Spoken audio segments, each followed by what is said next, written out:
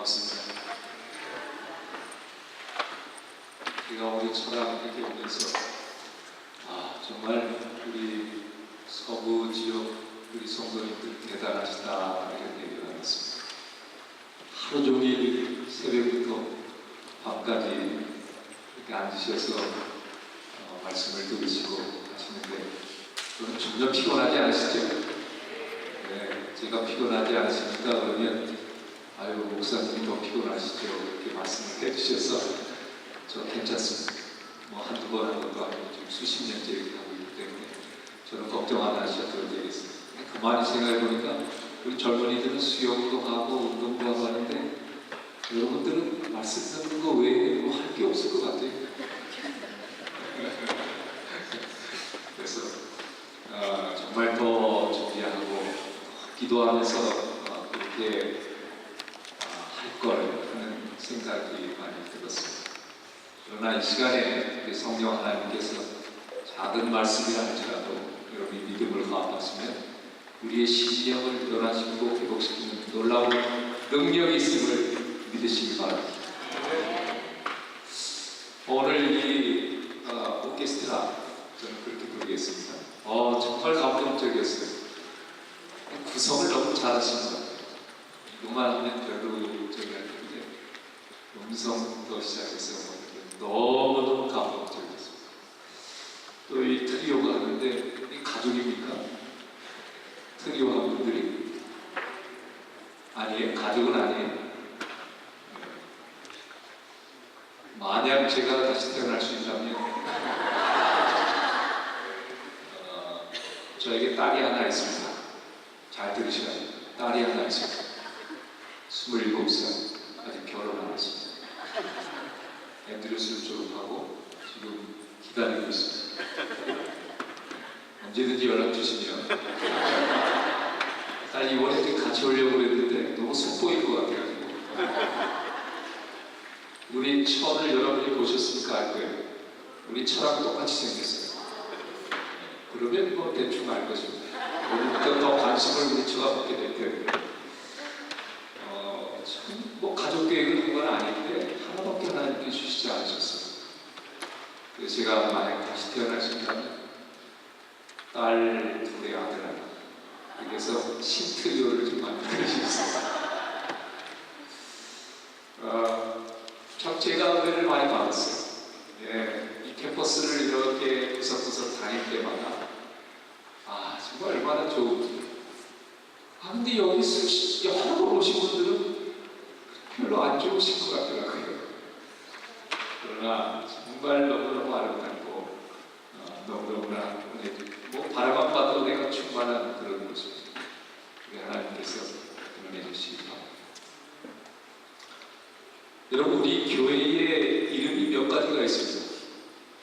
가장 많이 흔히 우리가 내부적으로 부르는 이름은 재림교회 또는 남은 교회 또 진리교회. 근데 밖에서는 우리를 뭐라고 부릅니까? 안식교회. 우리는 안식일교회라고 얘기하지만 그건 우리의 공식적인 이름은 아닙니다. 그런데 잊혀진 이름이 또 하나 있어요. 우리 교회에 잊혀진 재림교회, 안식교회, 남은교회, 진리교회 한 이름이 더 있는데 무슨 교회?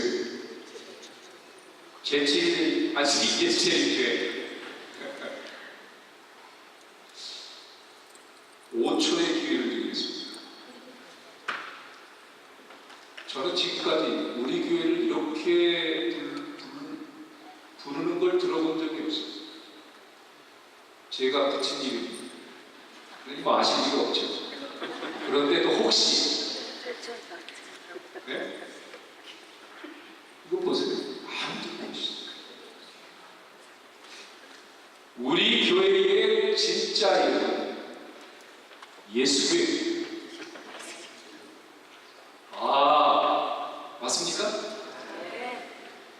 영어는 지저스가 빠져있지만은 그 본질 속에 숨어 있기 때문에 예수교회가 맞아요. 우리 한글 이름이 제7일 안식일 예수 제 교회.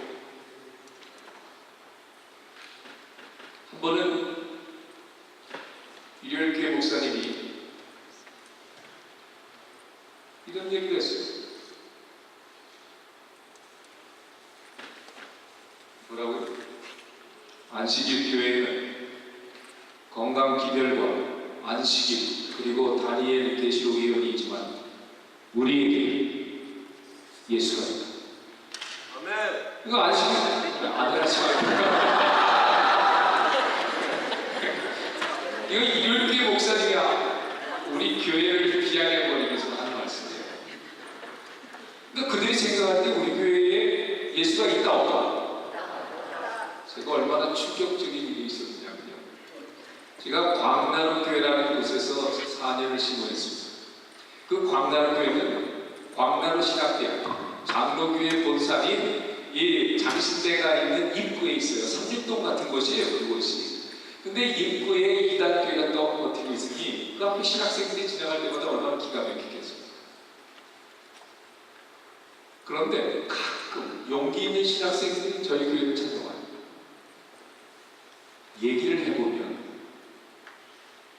몰라도 너무 멀리 2시간, 3시간씩 이렇게 쭉 이야기를 하면 이들이 고개를 끄덕끄덕하면서 왜 우리 교수님은 이런 이야기를 안 해주시는지, 도서관에 가도 우리 교회에 대한 책이 없다는 거예요. 그래서 제가 이제 2시간, 3시간 이야기를 한 다음에 후배 목사, 장로교회 목사님 아주 많은 후배 신학생들이니까 내가 여러분들의 앞으로의 복음 사역을 위해서 기도해 줄 마음이 있는데 기도합시다 하면 기도 안 합니다. 억지로 제가 기도를 시켜서 같이 기도를 하면 끝나고 나서 뭐라는 줄 아세요? 그렇지.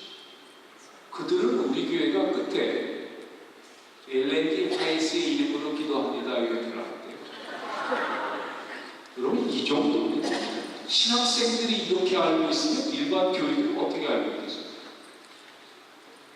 하나님의 교회, 지금 한국에 안식일, 토요일 안식일 지키고 있는 우리 교회에서 나간 안상홍이라고 하는 교주가 죽었고 그 아내가 지금 이제 어머니 하나님이 되어 있는데 거기서 기도할 때는 안상홍의 이름으로 기도합니다 이렇게 기도해요. 그러니까 우리가 그런 이유로 사이비를 취급받고 있는 것입니다. 한국에서. 우리 교회에 예수 그리스도가 계신지를 몰라요. 그럴 만도 아니에요. 크리스마스 때면 뭐 불을 켜기를 합니까? 크리스마스 무슨 행사를 합니까?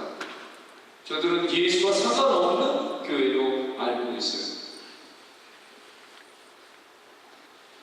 뭐 그것이 꼭 우리 교회의 사명과 우리 교회 본질하고 큰 차이가 있는 것은 아니지만 그들이 잘못 알고 있기 때문에 그렇긴 하지만은 제가 한번 깊이 고민에 빠지게 됐습니다. 우리 교회는 자랑스러운 예수 교회, 예수 교회. 앞으로 여러분들이 우리 교회를 이야기할 때 제1교회, 안식교회 다 좋습니다. 그러나 여러분들 마음속에는 우리 교회는 무슨 교회예요? 예수 교회. 예수.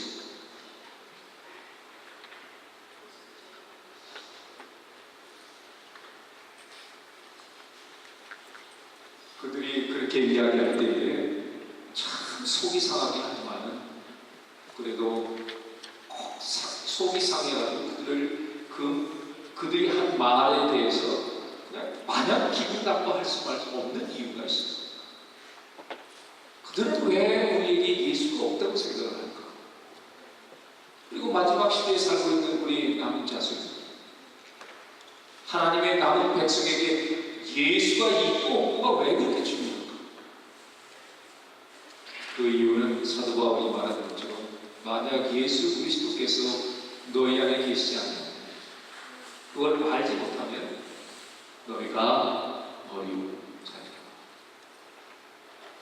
예수께서 나 모르겠다고 하시겠다는 우리에게 하나님의 남은 백성, 진리교회, 예수교회, 참된 안식교회 반드시 살아계신 예수 그리스도가 우리 안에 내 교회 안에 있어야 합니다. 이게 진짜 남은 교회고 진짜 하나님의 참 교회이기 때문에 그렇습니다. 형제들아, 내가 너에게 나아가 하나님의 증거를 전할 때에 말과 지혜의 아름다운 것으로 아니하였다니, 내가 너희 중에서 예수 그리스도와 그의 십자가에 못 박히신 것 외에는 아무것도 알지 아니하기로 작정하였습니다. 내가 사는 목적, 내 전도의 기초, 내 신앙의 본질, 오직 예수 그리스도와 그의 십자가에 못 박히신 것 뿐이다 라는 말입니다. 그러면서 바울은 자신의 이런 신앙을 위해서 빌립보 3장 7절로 9절에 고백하기를 다른 모든 것은 무익하다고 고백합니다. 그러나 무엇이든지 내게 유익한 것을 내가 그리스도를 위하여 다 해로 여기므로 또한 모든 것을 해로 여기며 내 주 예수 그리스도를 아는 지식이 가장 고상함을 내가 그를 위하여 모든 것을 잃어버리고 배설물로 여김은 그리스도를 얻고 그 안에서 발견되리라 하니 아멘. 그는 고백합니다. 나에게 세상은 아무것도 아니다. 다 배설물처럼 해롭고 오직 십자가 예수님만이 나에게 참된 가치가 있고 나에게 가장 소중하다고 고백합니다.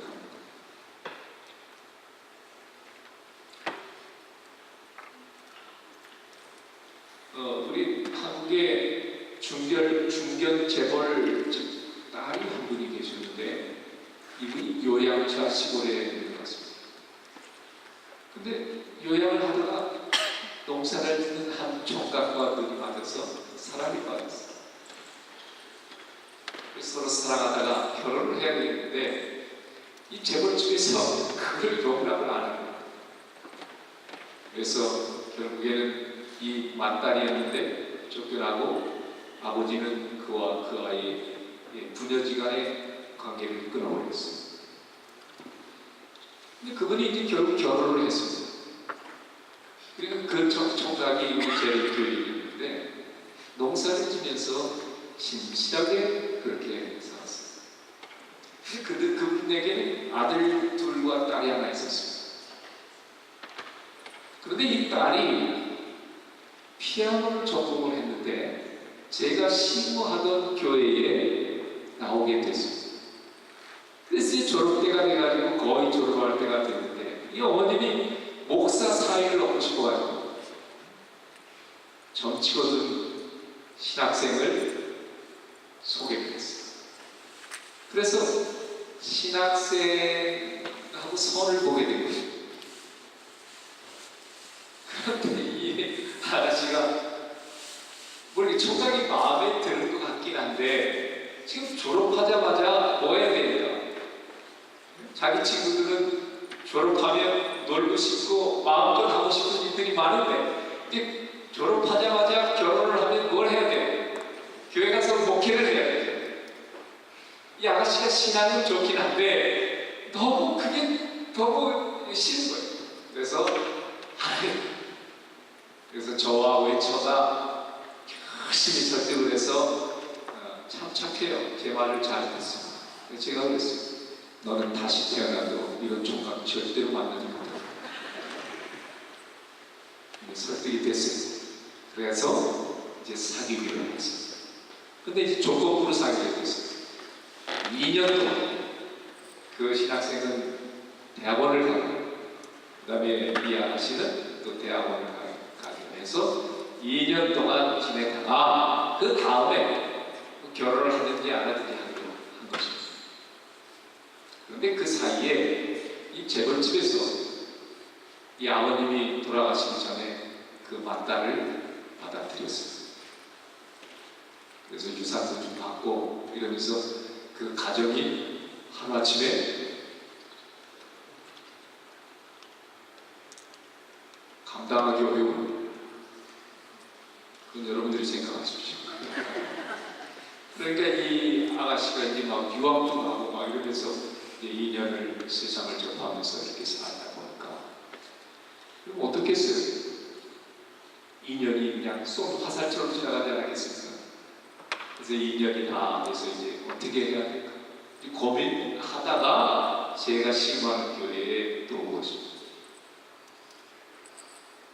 근데 그날 제가 공교롭게도 설교를 했는데 이 아저씨가 그 설교를 듣고 결심을 하고 목사 사모가 되어야 되겠다 이렇게 해서 결혼을 해서 지금 목사 사모가 됐습니다. 근데 저는 크게 몰랐고 잊어버렸는데 작년에 이제 목사 사모가 된 그 우리 사모님을 만났는데 제 제자님이에요. 만났는데 바로 이 성경절을 가지고 제가 설교를 했다는 거죠.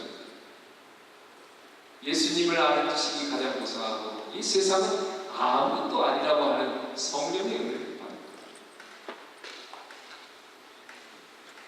하나님을 선택한 그 목사님과 사모님을 하나님께서 아주 중요하고 요긴하게 사용하고 계십니다. 이번에 선물이 알기 정말 같이 왔습니다. 과일로 카빙하는 분 있죠? 그분이 목사님 사모님입니다. 여기 왔어요? 저 뒤에 다이가 봐요. 우리 이용희 사모님. 네.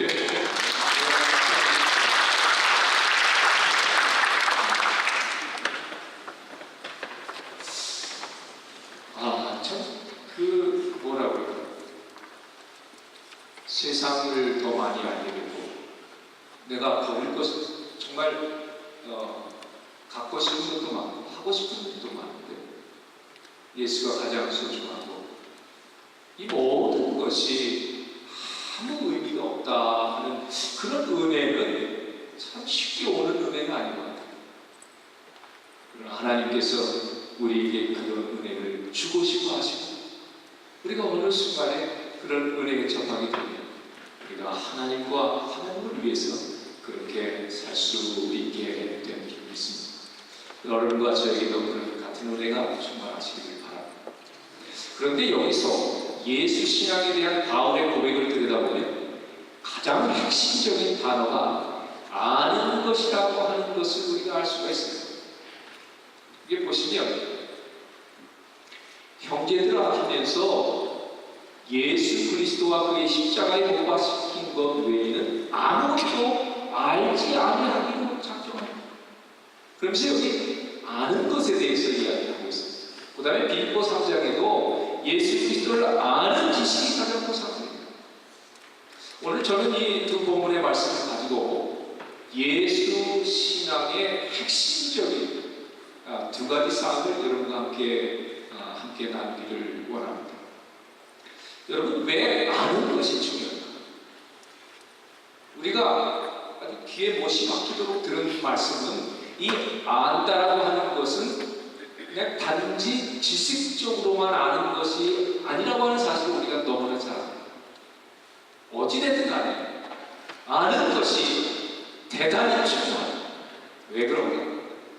예수 그리스도에 대해서 잘못 알거나 무지하면 그래서 오해하게 되면 신앙이 왜곡되기 때문에 그렇습니다.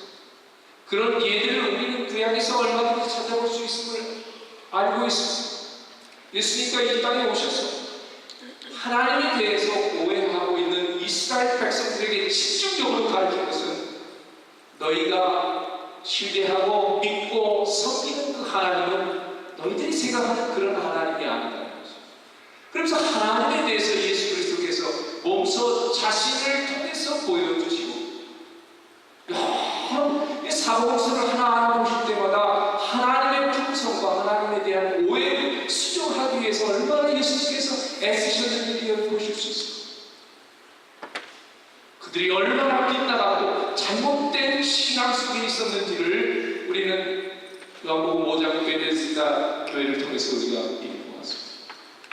왜곡된 것입니다.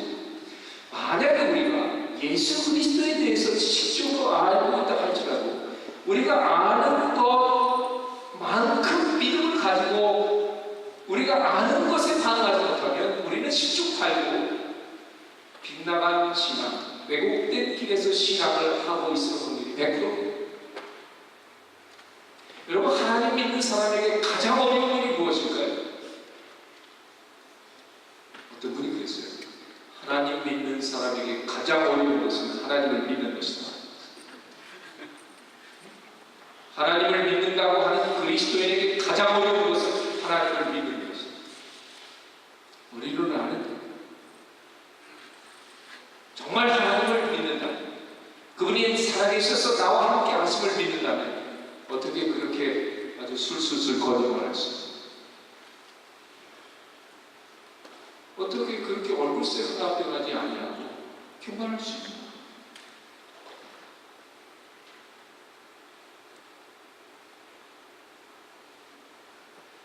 예수 그리스도에 대한 우리의 오해와 우리의 무지가 어쩌면 지금 내가 다른 길에 서서 왜곡된 신앙 가운데 걸어가고 있는지도 모르는 것입니다. 영생으로 인도하는 참된 신앙을 하기 위해서는 우리의 믿음의 대상이신 하나님을 바르게 하는 것이 얼마나 중요한지를 예수님은 강조하셨습니다. 그런데 바울은 오늘 본문에서 예수 신앙에 있어서 알아야 될 두 가지에 대해서 이야기하고 있습니다. 하나는 예수 그리스도를 아는 것이고, 다른 하나는 그의 십자가에 못 박힌 것을 아는 것입니다. 그렇죠? 이 두 가지. 그래서 이 두 가지를 제가 편의상 예수 그리스도를 아는 것은 신적 속성을 이해하는 것이다, 하나님의 신적인 속성을 이해하는 것이고, 그의 십자가에 못 박힌 것을 아는 것은 하나님의 품성을 이해하는 것이다. 이렇게 이야기 쉽도록 정리를 해보았습니다. 먼저 예수 신앙의 핵심, 예수 그리스도의 신적 속성을 이해하는 것은 무엇을 의미하는가 말씀드리겠습니다. 특별히 예수 그리스도를 아는 것이 왜 신적 속성을 아는 것인가? 그것은 그리스도라고 하는 단어 때문에 그렇습니다. 사도 바울은 예수님에 대해서 말씀할 때에 항상 예수 그리스도라고 같이 붙여서 말하기 좋아했습니다. 예수 그리스도 혹은 그리스도 예수. 여러분 아시는 대로 그리스도라는 말은 메시아라고 하는 뜻입니다. 이스라엘 백성들이 메시아를 고대했습니다. 영광 중에 나타나는 하나님의 아들, 신적인 존재가 영광 중에 나타나서 놀라운 일을 벌이기를 기대했습니다. 그러므로 이 유대인들의 마음속에는 그리스도라고 하는 단어는 무엇을 의미하냐면 하나님의 아들, 하나님을 의미하는 것입니다. 그래서 사도 바울이 의식적으로 이 편지서를 쓸 때에 개종한 이방인들, 유대인 그리스도인들에게 예수는 누구다? 그리스도다. 다시 말하면 예수는 하나님이시다라고 하는 사실을 끊임없이 강조하는 것입니다.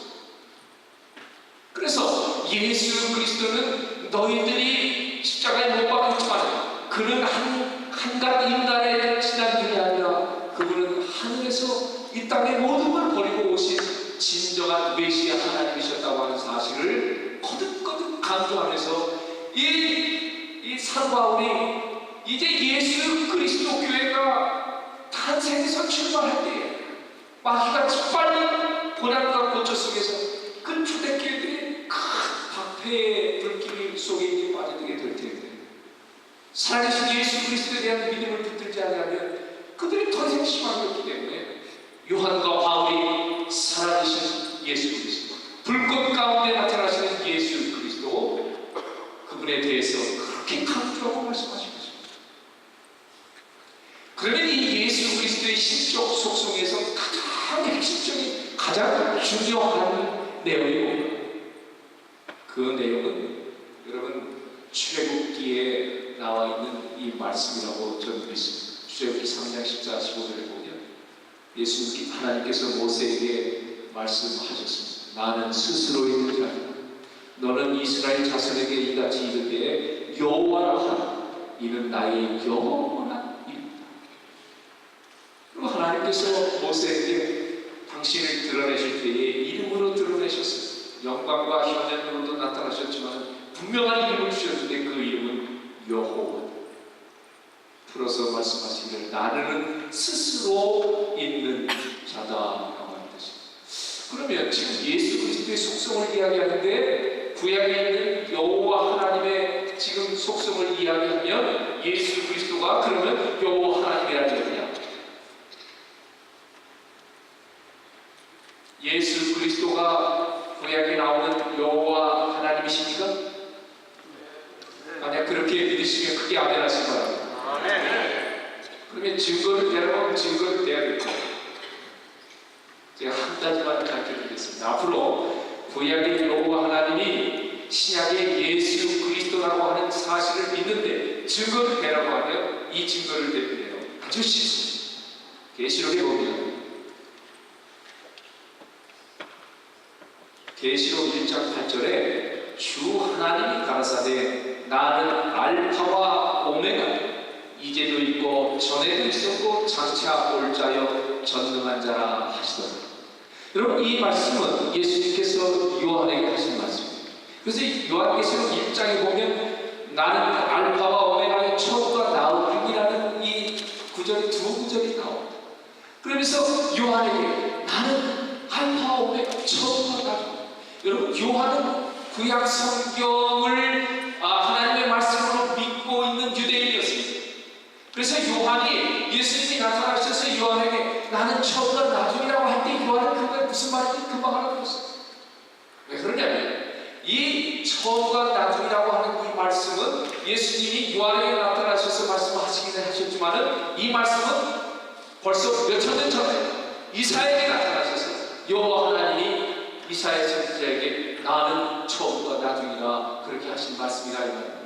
그래서 이사야 41장 4절에 나 여호와 태초에도 나의 나중이 십자에도 내가 볼 겁니다. 번역은 이렇게 했지만 영어는 밑에 이사야 44장 6절처럼 똑같습니다. 나는 처음이요 나는 마지막이요 나 외에 다른 신이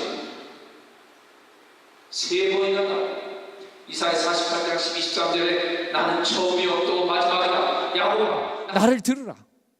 내가 내 손이 땅의 기초를 정하였고 내 오른손이 하늘에 펴졌나니 내가 부르면 천지가 일제히 서느니라. 창조주 여호와 하나님은 처음과 나중이신데 그분이 땅의 기초를 놓으시고 천지를 창조하셨어요. 그래서 요한이 요한복음 1장에서 태초에 말씀이 계시니라 그 말씀이 천지를 창조하셨다고 말씀을 한 거예요. 그리고 그 요한이 요한계시록에서 AD 100년 나타나신 예수 그리스도로부터 다시 확인된 말씀을 듣는 것입니다. 요한아, 너는 밤모섬에 갇혀 있고 흩어진 많은 교회들이 지금 시련과 어려움 속에 있지만 나는 살아있는 여호와 하나님이다. 나는 처음이요 나중이다. 구약의 여호와 하나님이 신약의 예수 그리스도시고 지금 우리가 믿는 예수 그리스도는 요한이 믿던 그 하나님, 처음이요 나중이셨던 그 하나님, 세세토록 살아계신 그 하나님, 이사야가 믿었던 그 하나님, 모세가 대면하여 보고 들었던 그 여호와 하나님, 바로 우리가 믿는 하나님 그분인 것입니다. 그래서 요한계시록에 말씀하시기를 나는 알파와 오메가라, 처음이요 나중이요 시작과 끝이라. 예수님은 시작도 없는 분이에요. 끝도 없으신 분이시죠. 뭘 두려워하느냐, 뭘 염려하느냐. 예수 그리스도의 손바닥 안에 모든 것이 다 놓여 있는 것입니다. 얼마나 용기가 났겠어요. 요한이 갇힌 몸으로 아무것도 할 수 없는데 살아계신 예수 그리스도께서 7급 촛대 사이를 오가시면서 교회를 돌보시고 교회를 위하는 세우는 모습을 보여주신 것입니다. 우리가 믿는 그 예수 그리스도께서 지금도 여전히 우리 가운데 계시고 우리 교회를 보호하시고 인도하시고 나도 또한 인도하심을 믿으시게 되기를 바랍니다. 어쨌든 누구든지 예수님께서 하나님이심을 믿는다면 여호와 하나님의 신적 속성이 곧 예수 그리스도의 신적 속성임을 인정해야 하는 것입니다. 근데 성경을 가르치다 보면 나는 스스로 있는 자라는 말을 이해하는 걸 어렵게 생각하는 분들이 있어요. 어려운 말씀이 아닙니다. 아주 쉬운 말이에요. 나는 스스로 있는 자라는 이야기는 바꿔 말하면 무슨 말씀입니까? 나는 누가 만든 신이다 아니다. 아니란 얘기예요. 나는 인간이나 누가 만든 신이 아니라 나는 스스로 존재하는 자다, 이렇게 선언하시는 것입니다. 여호와 하나님 예수 그리스도는 나는 스스로 존재하는 자다. 시작과 끝이에요. 영원한 분이세요. 세세토록 살아있어 음부의 열쇠를 가지신 분이 바로 우리 예수 그리스도이신 것입니다. 그러므로 말세의 재림교회의 신앙에 있어서 스스로 살아계신 하나님으로서의 예수 그리스도에 대한 이해와 믿음은 제가 볼 때는 가장 소중한 믿음이다, 이렇게 보여집니다. 우리가 믿는 그 하나님은 살아계신 분이시고 죽었다가 살아나신 분이시고 세세토록 살아계신 분이심을 믿으시게 되기를 바랍니다. 나는 누가 만든 신이 아니라 스스로 살아계신 하나님이시다. 이게 예수 그리스도의 신적 속성 첫 번째입니다. 그럼 두 번째는 뭐냐? 우리 하나님은 어떤 하나님이시라고요? 인격적인 하나님입니다. 여러분, 이 꽃이 인격이 있어요, 없어요? 왜 없습니까? 너무 아름답긴 하지만 이 꽃은 생각할 수도 없고 말할 수도 없고 들을 수도 없고 아무것도 할 수 없어요. 인격적인 하나님이라고 하는, 저는 이걸 수도 없이 듣고 배우고 했지만은 언제부턴가 인격적인 하나님이라는 이 단어가 너무 좋아지기 시작했어요. 너무 딱딱한 말씀이긴 하지만은 이 말씀은 무슨 말씀입니까? 우리 하나님은 내가 하나님께 기도하고 말하는 것을 뭐 하실 수 있는 분이에요? 들으실 수 있는 분입니다. 나를 하늘에서 감찰하시는 하나님이세요. 내가 어디에 있든지 어느 곳에 있든지 나를 지켜보시는 분이시고, 그분은 저에게 속삭이기도 하시고 말씀하기도 하시는 분이시고, 그분은 자기의 의지를 가지고 십자가의 신앙으로 주의 앞에 굴복한 사람들을 당신의 뜻을 이루기 위하여 나를 이끄시기도 하는 분이 바로 인격적인 우리 하나님이다, 이 말이에요. 이 생각을 하니까 지금까지 내가 신앙했던 모든 방식을 체크해 보는데 많은 경우에 저는 인격적인 하나님, 살아계신 하나님을 그 하나님답게 대우해서 그렇게 신앙하지 못했더라, 이 말입니다. 마치 생명이 없는 분처럼, 말하지 못하는 분처럼, 그분은 뜻도 없는 분처럼 그렇게 우리 하나님을 얼마나 많은 경우에 그렇게 신앙을 했는지 우리 예수 그리스도 앞에 무릎 꿇지 않을 수가 없었습니다. 왜 그분 앞에 그렇게 기쁨의 모습, 신앙의 모습을 보여드리지 못했는지. 그분은 내 모든 걸 다 하시고 나의 고난을 치유하시고 나의 미래까지 다 하시는데 왜 그분 앞에 나의 진실된 마음을 펼쳐놓지 못했는지. 여러분, 우리가 그러고 있지 않습니까? 우리가 믿는 하나님이 어떤 분이신데,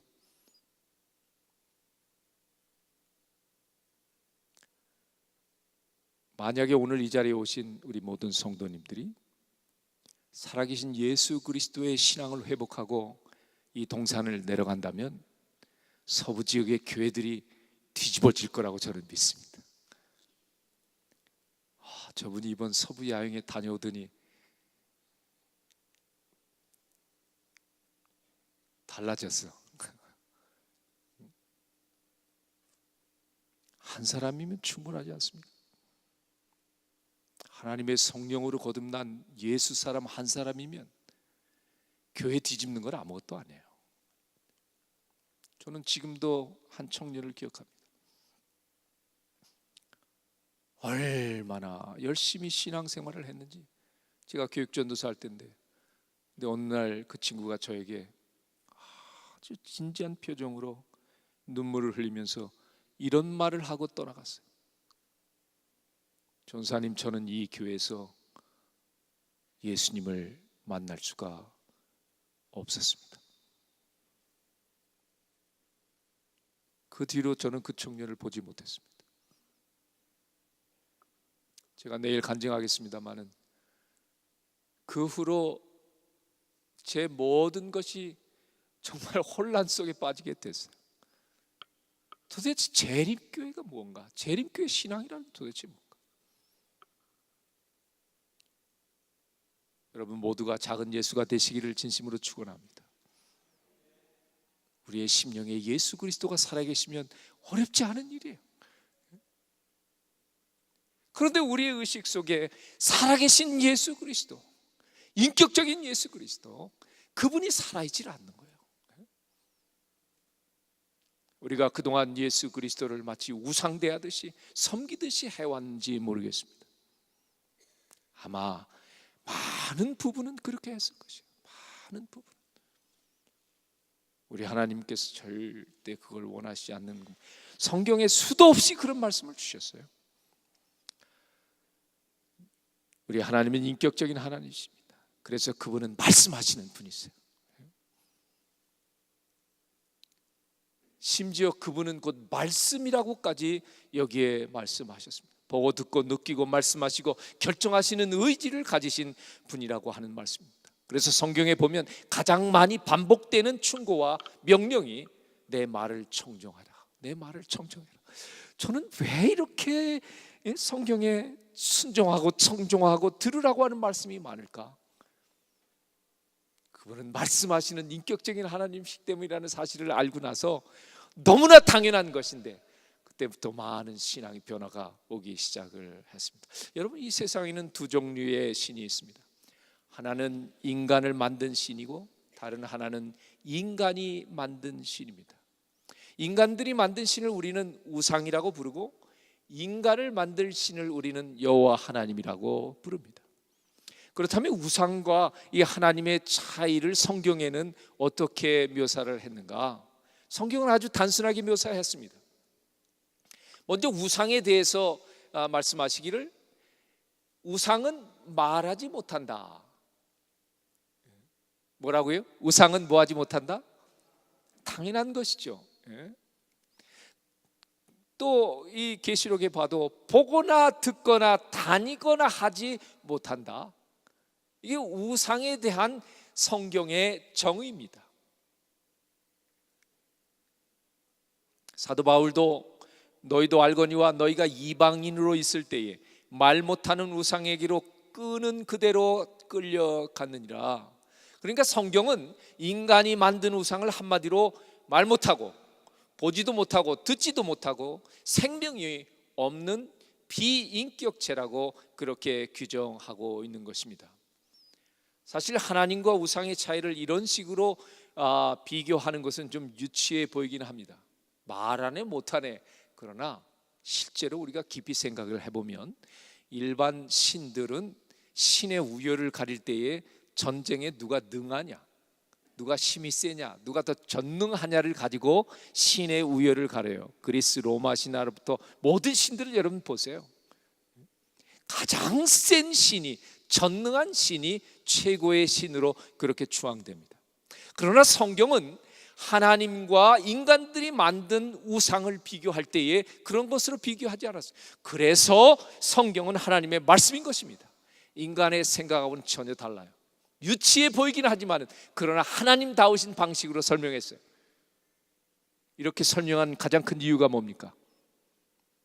나는 인격적인 하나님일 뿐만 아니라 나는 살아있는 신이다. 그러나 우상은 뭐예요? 인간이 만든 신, 소위 너희들이 세워서 신이라고 하는 그러한 것들은 무생명적이고 비인격적이고 아무것도 아니라는 얘기죠. 이게 성경이 우상과 하나님을 비교하는 방식입니다. 그러면 왜 하나님께서 이런 방식을 통해서 당신을 말씀하시는 하나님, 인격적인 하나님, 살아계신 하나님으로 우리에게 거듭거듭 강조하겠는가? 아까 말씀드린 대로 하나님에 대한 이러한 이해가 제대로 되지 아니하고 오해하거나 무지하게 되면 무엇이 곡해되기 때문에, 왜곡되기 때문에 우리의 신앙생활이 왜곡되기 때문에 우리 예수 그리스도께서 거듭거듭 살아계신 인격적인 하나님에 대해서 강조하신 것입니다.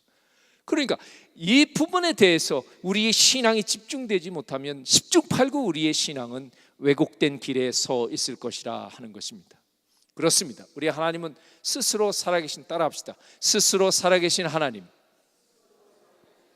인격적인 하나님 새기시게 되기를 바랍니다.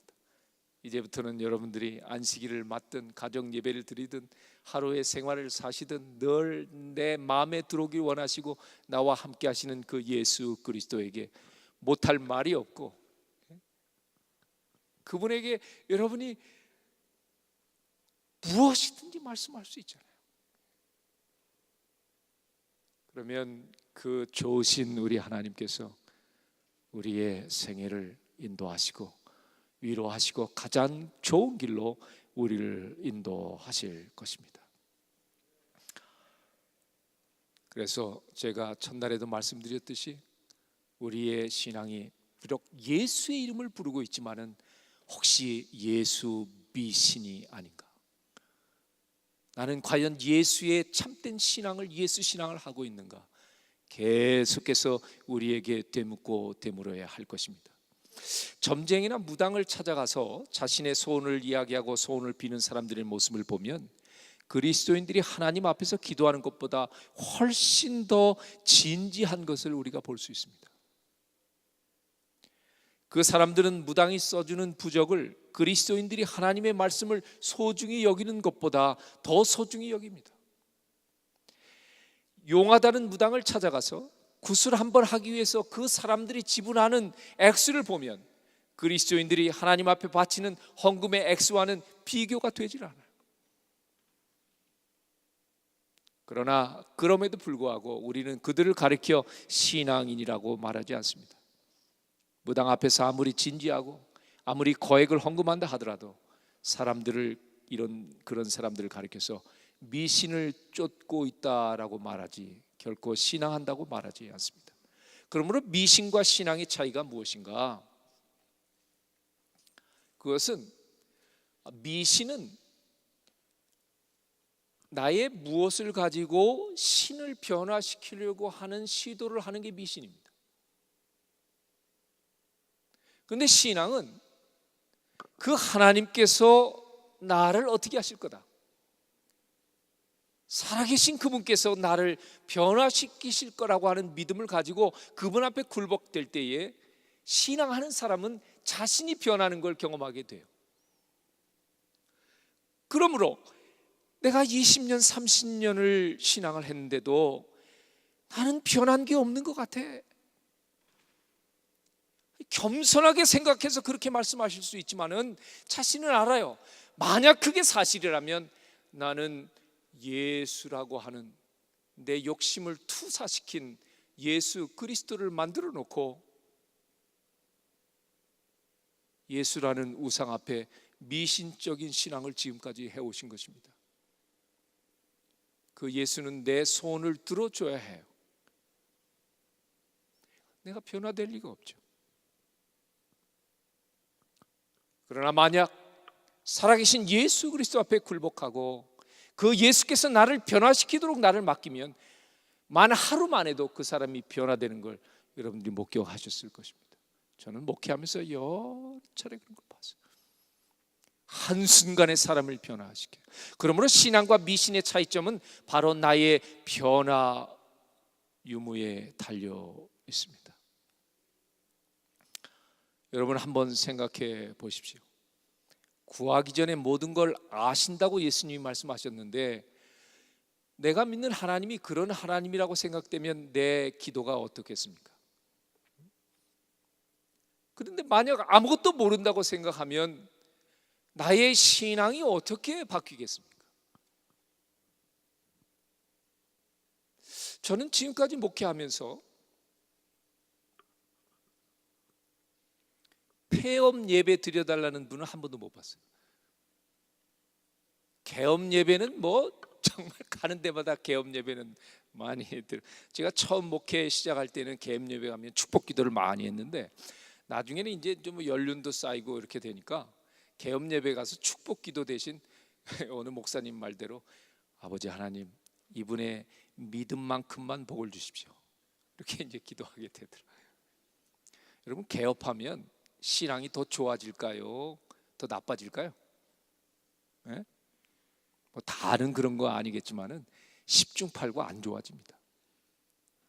그렇지 않겠어요? 가게 문에 앉아가지고 문에 들어오는 사람만 바라볼 거 아니에요. 지나가는 사람이 내 가게로 들어오나 안 들어오나만 바라볼 거 아니에요. 바빠지면 저녁 예배 잘 나오다가 못 나올 거 아닙니까? 10중 8구 신앙이 성장할 리가 없어요. 그런데 하나님께서 이렇게 놔뒀다가는 이거 안 되겠다 해서 장사가 안 되게 해서 폐업하게 됐어요. 정말 믿음 좋은 사람이라면 그때 폐업 예배 드려야 돼요, 안 드려야 돼요? 하나님이 다 하시기 때문에 좋은 것으로 주시지 않겠느냐 했지 않아요? 내가 지금 절망 가운데서 폐업은 하지만 하나님께서 더 좋은 길을 아시고 인도해 주실 것을 저는 믿습니다. 목사님 감사합니다. 오셔서 폐업 예배 들어주십시오. 한 번도 못 봤어요. 네. 만약 그분이 살아계시고 나에게 가장 좋은 것이 무엇인지를 안다고 믿고 우리가 신앙한다면 그럼 우리의 신앙이 어떻겠습니까? 곰곰이 한번 좀 생각을 해보세요. 예수님은 하나님을 우리 아버지라고 그렇게 말씀을 하셨는데 많은 경우에 마치 호적에 내 아버지의 이름은 누구누구라고 적어놓은 것 외에는 그 아버지와 난 아무 관계와 상관이 없어요. 그런 신앙을 하는 분들이 너무나 많이 있습니다. 저는 첫 목회지가 서울 삼육 중학교였습니다. 성경도 가르치고 교회에서 전도사로도 일을 했는데 하루는 그 아침에 교무실에서 한 선생님, 여자 선생님이 박장대소를 하면서 웃고 난리가 났어요. 그래서 선생님들이 무슨 일인가 궁금해서 그 선생님 주위에 다 모였습니다. 저도 궁금해서 가보니까 옛날에는 지금도 그렇게 하는지 모르겠지만 이게 이제 입학을 하면 이제 입학생들에게 집에 가정 환경 조사서 써오라고 그러잖아요. 근데 이 1학년 입학한 학생이 환경 조사를 받아서 갔는데 자기가 다 쓸 수 있을 것 같아서 써왔는지 아니면 부모님이 늦게 들으셔서 부탁을 못했는지 어쨌든 내긴 내야 되니까 자기가 써갖고 왔는데 그 내용이 가관이었던 거예요. 이름, 성별, 나이, 직업, 학력 다 썼는데 이 관계라는 말이 무슨 말인지 모르는 거예요. 그럼 여기다 뭐라고 써야 돼요? 부, 모, 제 뭐 이렇게 쓰든지 뭐 해야 될 거 아닙니까? 이 친구가 고민을 한 것 같아요. 근데 뭐라고 쓴 줄 아십니까? 뭐라고 썼을 것 같습니까, 여러분? 예? 이상한 생각하시는 분들이 계시는데 여기에 관계다. 그러니까 이 친구가 여러분 이 친구가 지금 목사가 됐어요. 제 제자인데 지금 열심히 목회를 하고 있습니다. 이 친구가 거기다 뭐라고 썼냐면 좋다라고 썼어요.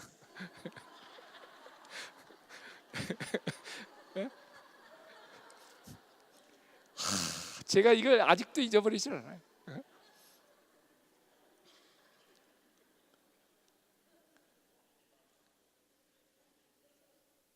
웃지만 마시고 영적 교훈을 얻으세요. 기가 막히지 않습니까? 단지 그냥 부모제가 아니에요. 가족이라고 하는 건 그런 거 아니겠습니까? 예수님께서 하나님을 우리의 아버지로 소개했을 때는 단순히 상징적인 의미로 그렇게 말씀하신 것이 아니라 가족 간에 느끼는 정서와 친밀감과 거리감 없는, 이 친구가 공부도 잘 못했어요. 그런데 늘 당당하지 않습니까? 돈 붙여줘. 그럼 한마디 끝나잖아요. 이게 가족이란 이야기예요. 하나님께서 우리 아버지시라면 우리에게 정말 원하시는 것, 그 살아계신 아버지인 우리 하나님께서 우리에게 원하시는 건 뭘까?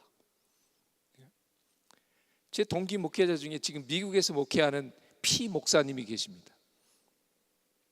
근데 이 목사님이 그 신학교 다닐 때쯤 괴짜였어요. 근데 제가 직접 본 건 아니고 전에 들은 이야기인데,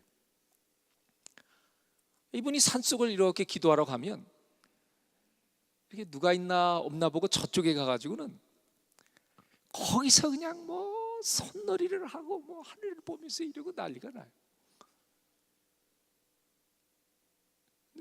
왜 이렇게 정신 나간 짓을 거기서 혼자 하고 있는가? 이 친구가 이미 깨달은 거예요. 우리가 아이들이 재롱 떨고 손주가 재롱 떠는 게 그렇게 이쁘고 좋잖아요. 그 우리 아버지께서 내가 하나님께 재롱 떨면 얼마나 좋아하실까 하고 거기서 그 극적을 하는 거예요. 예? 예? 저희는 처음에 그 이야기를 듣고는 역시 참 대단하다. 네, 지금 하나님의 은혜를 받고 이 부족한 소자가 조금 알게 되니까, 우리 하나님께서 정말 원하시는 것이 그런 거가 아니겠는가? 그분이 돈이 부족하기를 합니까? 그분이 명성을 위해서 우리의 도움이 필요하기를 합니까? 그분이 뭘 원하시겠어요? 우리의 구원을 원하시고 영생을 원하시는데, 이 땅에서 하나님 살아계신 그분과 참된 관계 속에서 동행하면 곧 천국이 되는데, 그렇게 변화되다가 많은 사람을 구원에 이끌고 복되게 하는 통로가 돼서 하늘에 이르게 될 테인데, 지금 우리는 꽉 막혀가지고 마치 우상 섬기듯이 우리 하나님을 그렇게 대하고 있으니 우리 하나님이 얼마나 기가 막히시겠네. 여러분, 돌아가셔서 한번 우리 하나님 아버지, 살아계신 하나님이 뭘 좋아하실까 한번 좀 생각을 해보세요. 여러분, 자녀들이 여러분에게 어떻게 할 때 그렇게 좋습니까? 여러분, 자녀가 살아있는 것만으로도 감사하지 않습니까? 좋지 않아요? 멀리 떨어지는데 어느 날 전화 한 통화만 해서 아빠, 엄마 이 소리만 들어도 좋지 않아요? 거기다가 이 정신 나간 아들이 아빠 사랑해 이러면 막 그날은 난리가 나는 거죠. 왜 굳이 아버지라고 우리에게 소개를 하셨을까? 저 화성과 금성에 있는 아버지와 지구에 있는 아버지 다르니까, 지금 이 땅에서 가족 관계를 누리며 사는 우리의 이런 정서적이고 친밀하고 이 좋은 관계, 이런 건 상관없는, 그 하나님 아버지는 높은 곳에서 우리를 날마다 바라보시면서 뭐 잘못하는 거 없나 이것만 지켜보는, 아니죠. 그런 아버지가 아니죠. 부디 아무쪼록 하나님께서 하나님답게 우리 아버지가 되실 수 있도록 우리 하나님과 교제하시게 되기를 간절히 소망합니다. 여러분, 이렇게 생각을 하니까 정말 이런 하나님을 과연 우리가 어떻게 신앙해야 할까? 지금까지 제가 이런 하나님이신데 이제 어떻게 신앙해야 될까? 제가 오늘 예수 신앙의 핵심을 말씀을 드리겠습니다. 신명기 12장 29절 31절에 보면 이스라엘 백성이 가나안에 들어가면 이렇게 절대로 하지 말라고 모세를 통해서 신신당부를 했어요. 거기 빨간 글씨를 보면 뭐라고 했습니까? 이 가나안 민족들은 그 신들을 어떻게 위하였는고 나도 그와 같이 하겠다 하라 하지 말라. 우상 섬기는 방식으로 나를 섬길 수 있다 없다? 인간 방식으로 안 된다는 거예요. 나는 하나님이다. 내 방식대로 나를 섬겨라. 그 방식이 어떤 방식입니까?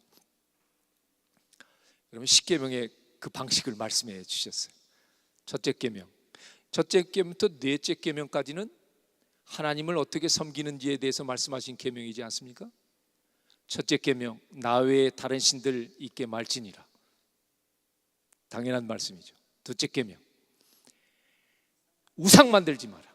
하나님의 형상이라 할지라도 만들지 말라. 하나님께서 자존심 상하는 것입니다. 그러면서 여기 말해 그것들에게 절하지 말며 그것들을 섬기지 말라. 저는 이 핵심을 여러분들에게 말씀드리면서 섬기라고 하는 말씀을 좀 좋지 않은 뉘앙스로 좀 말씀을 드릴 겁니다. 물론 우리가 창조주 하나님을 섬겨야 합니다. 그분이 우리의 왕이시고 우리의 창조주 되시고 우리의 주인이기 때문에 우리가 그분을 섬기는 건 당연하지만, 그러나 섬김의 방식이 일반 우상이나 주인을 섬기는 식의 그런 방식은 아니라 이 말이에요. 노예적인 섬기. 여기서 이 섬기지 말라 할 때 쓴 단어 아바드라고 하는 단어를 썼는데, 이것은 노예적인 섬김을 말할 때 쓰는 그런 단어예요. 우상 섬길 때 하는 아주 자기의 의지와 뜻 모든 것 내려놓고 마치 그 우상을 섬기는데, 우리 하나님 그렇게 자신을 섬기는 걸 원치 않는다는 말씀입니다. 자, 여러분, 둘째 계명에는 그렇게 하지 말라 하고 여기에 하나님을 섬기는 방식에 대해서 맨 밑에 노란 줄로 이렇게 말씀하셨습니다. 나를 사랑하고 내 계명을 지키는 자에게는 하면서, 이게 진짜 이제 핵심을 말씀하신 거예요. 우상 섬기듯이 하지 말라. 그러나 나는 어떻게 해라? 사랑해라. 내 뭘 지켜라? 계명을 지켜라. 그래서 여기에 말씀하신 이 말씀은, 나를 사랑하고, 이 말씀은 하나님께서 우리와 인격적인 교제, 즉 나를 사랑하고 뭔가 사랑을 서로 나누기를 원하신다고 하는 말씀을 주신 것이고, 그 다음에 내 계명을 지키는 자에게 이렇게 말씀하신 것은 우리가 인격적인 반응을 나타내기를 원하신다고 하는 것을 여기서 말씀하신 것입니다. 그렇지 않습니까? 섬김이라는 것 자체에는 이런 것들이 빠져 있어요. 그러나 인격적인 교제와 인격적인 반응은 살아있는 인격적인 하나님과의 신학 안에서만 가능한 그런 방식을 우리에게 말씀해 주셨습니다. 두 가지 외에 다른 거 말씀 안 하셨어요. 십계명에, 예수님도 신약에서 강조하신 십계명에 하나님 사랑하고 이웃 사랑 말할 것도 없고, 사랑하고 그 다음에 뭐 하라? 내 계명을 지키라. 그래서 계속해서 우리가 보면 하나님께서 우리에게 당신을 섬기는 방식에 대해서 이렇게 말씀하시면서 넷째 계명에는 아주 선을 완전히 걷버렸어요. 아무 일도 하지 말라.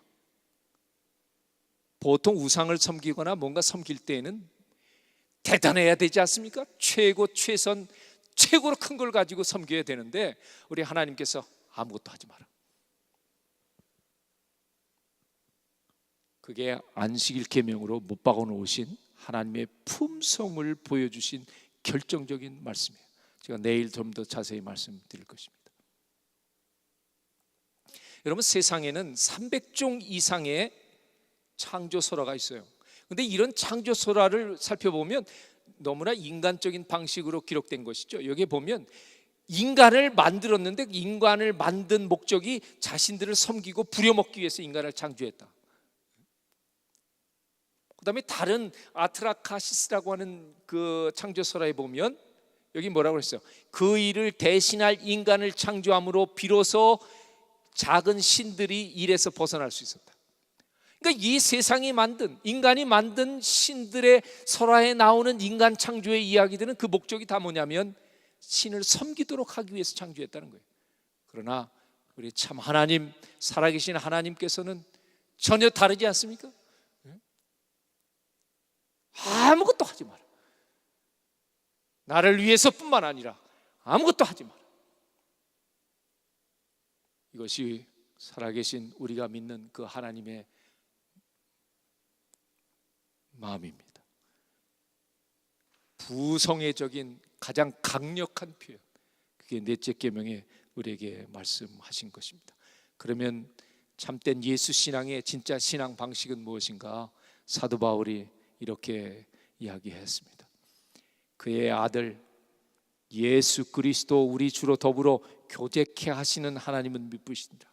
이제부터 예수 그리스도 우리의 창조주 하나님을 섬기는 방식은 섬김이 아니라 섬김에서 무엇으로 바뀌어야 돼요? 교제로, 사귐으로 바뀌어야 돼요. 그래서 요한은 이 부분에 대해서 말씀하실 때에 사귐이라는 단어로 번역을 했죠. 우리와 사귐이 있게 하려는 것인데 그 사귐은 아버지와 그 아들 예수 그리스도와 함께 함이라.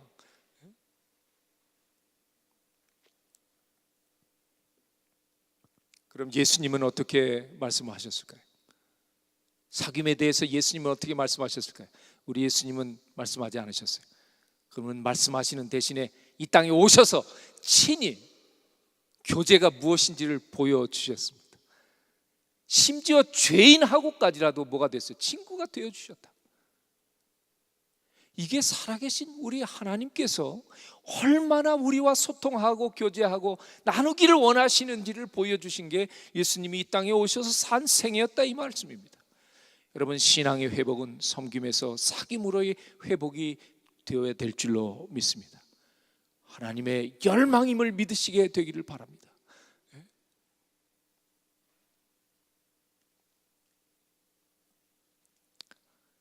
베커라고 하는 분이 이런 이야기를 했어요.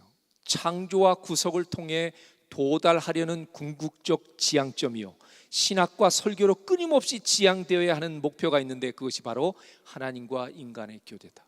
이것은 참된 종교의 본질이며 기독교 그 자체이다. 그렇습니다. 이제 우리는 처음 창조했을 때의 아담과 막힌 담이 없이 그렇게 함께 교제하고 사귀셨던 그 하나님, 예수 그리스도 통해서 새로운 피조물이 된 우리에게 정말 하나님이 원하시는 것이 무엇인지를 우리는 다시 알게 됐습니다. 이제 하나님과의 교제 시간을 많이 가지시게 되길 바랍니다. 하나님과 사귐의 동행을 하시게 되길 바랍니다. 그분에게 사랑의 고백을 하시게 되길 바랍니다. 그분은 들으실 수 있는 분이세요. 그분의 음성을 듣게 되시기를 바랍니다. 그분의 이름을 찬양하시게 되기를 바랍니다.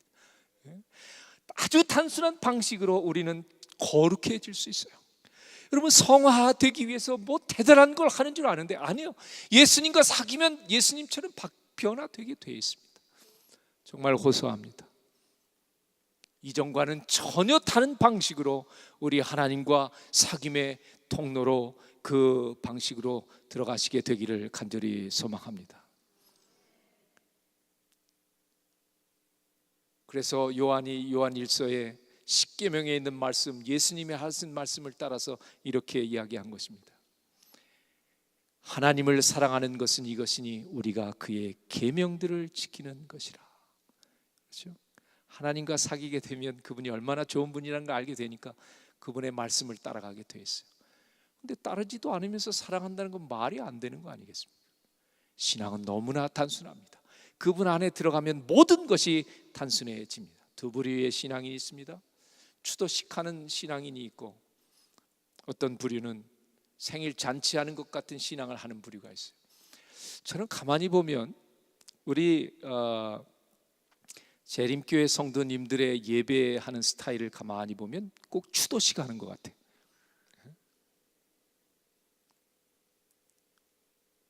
그 성만찬 예식을 해도 꼭 무슨 시체 덮어놓은 것처럼 허연 보대기 씌워놓고서나 그러고 하죠. 제가 외국에서 공부할 때 가보니까 성만찬 예식을 하는데 덥지도 않고 막 과일, 포도 막 주렁주렁 해놓고 뭐 해서 이거 얼마나 좋은지. 우리는 유전적으로 뭐 그런 게 있는 것 같아요. 이게 다 우리의 토속적인 신앙 안에서 믹스된, 이렇게 섬기는 방식이 우리 하나님이 좋아하고 원하시는 방식일 거라고 하는 것이 우리도 모르는 사이에 우리의 유전자 속에 들어있는 것 같아요. 그것이 꼭 나쁘다는 건 아니지만, 그러나 이제는 하나님께서 정말 뭘 원하실지를 생각하시게 되길 바랍니다. 주 안에서 기뻐하라, 항상 기뻐하라 하신 분이 우리 분이에요. 여러분, 생일잔치하고 추도식의 차이가 뭡니까? 생일잔치는 주인공이 살아있다고 하는 것, 그 차이예요. 살아있는 주인공을 축하하고 기뻐하는데 노래가 있고 박수가 있고 너무 기쁘고 행복하잖아요. 우리 재림교회가, 특별히 서부지역 재림교회가 정말 매일 예수 그리스도와 함께 기쁨의 잔치가 열리는 그러한 우리의 신앙, 우리의 예배생활, 우리의 신앙생활이 되시기를 간절히 소망합니다. 제가 이제 말씀을 좀 정리하겠습니다. 제가 제일 좋아하는 그림입니다. 주님과 함께 춤을 추십시오.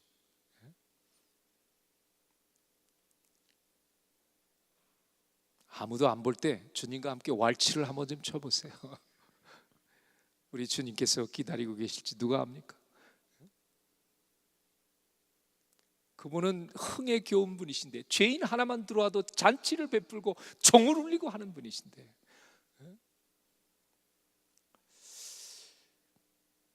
두 번째, 십자가에 달리신 것을 아는 것, 예수 그리스도의 신적 품성을 이해하는 것. 이거는 뭐 더 설명이 필요 없습니다. 너희 안에 이 마음을 품으라 곧 그리스도의 예수의 마음이니. 예수의 마음을 사도 바울은 언급하면서 묘사하기를, 그분이 낮아지시고 인간 되시고 십자가에 죽기까지 복종하신 것을 예수님의 품성으로 그렇게 묘사했습니다. 이걸 한마디로 이야기하면 뭐라고 얘기할 수 있어요? 우린 겸손이다 그렇게 흔히 이야기하는데, 이것은 겸손뿐만 아니라 이 속에 뭐가 있습니까? 사랑이 들어있고 자비가 들어있고, 결국 십자가에서 그분이 달리실 때에 하나님이 어떤 분이시라고 하는 사실을 그제서 마귀도 그제서 알게 된 거예요. 하나님께서 이 땅에 인간이 되셔서 십자가에 달리실 걸 마귀 상상도 못했죠. 그때에 예수님이 가장 잘 알려졌는데, 이 십자가에서 무엇이 알려졌습니까? 사랑과 하나님의 자비가 알려지게 됐죠. 하나님의 품성입니다. 이런 품성을 가지신 분이 이 땅에 오셔서 어떻게 사셨습니까? 나는 섬김을 받으려 함이 아니라 섬기고 내 목숨까지 주려고 왔다. 즉 섬김과 희생이 그분의 삶의 모습이었습니다. 그렇다면 예수 그리스도의 신앙 안에 들어있는 그 안에서 사는 우리의 생활은 어떻게 하겠습니까? 예수 그리스도의 모본을 따라서 섬김과 희생의 삶이 되지 않겠습니까? 예수 신앙으로 똘똘 뭉친 사람은 분명히 이런 모습으로 그의 삶이 점철될 것입니다. 이제 정리합니다. 여러분, 이제는 예수님과는 친근히 교제하시고 사람들은 죽게 하듯 섬기시게 되기를 바랍니다. 오늘 제가 모든 드린 말씀의 요약이고 결론입니다. 그동안 우리는 거꾸로 해왔지 않습니까? 우리가 만약 거꾸로 해왔다면 우리는 예수 신앙을 한 게 아니에요. 예수 미신적인 신앙을 한 것입니다. 변화도 안 되고 기쁨도 없고, 그렇게 원치 않는 섬김으로 우리 하나님을 섬겼는데, 우리 하나님이 정말 원하시는 것이 무엇이었습니까? 마리아가 발밑에서 말씀 듣는 거 그렇게 좋아하지 않으셨습니까? 한 가지만으로도 족한데 우리의 생각은 너무나 많은 것을 하나님께서 원하시는 줄 알고 그렇게 살았다 이 말이에요. 그리고 세상에 나가서 사람들을 섬기는 것입니다. 누가 뭐라고 해도 우리 교회는 예수 신앙을 하는 예수 교회입니다. 남은 자손의 예수 신앙이란 사랑과 믿음으로 하나님의 계명을 기쁨으로 순종함으로 살아계신 예수님과 교제하고 그분이 주신 충만한 기쁨으로 이웃을 구원하기 위하여 예수님처럼 이웃을 뭐하는 것이다? 섬기는 것이다. 아멘입니다. 정말 아멘입니다. 이게 제 표어입니다. 한번 따라해 보실까요? 오직 예수, 항상 예수, 끝까지 예수, 영원히 예수, 영원히 예수.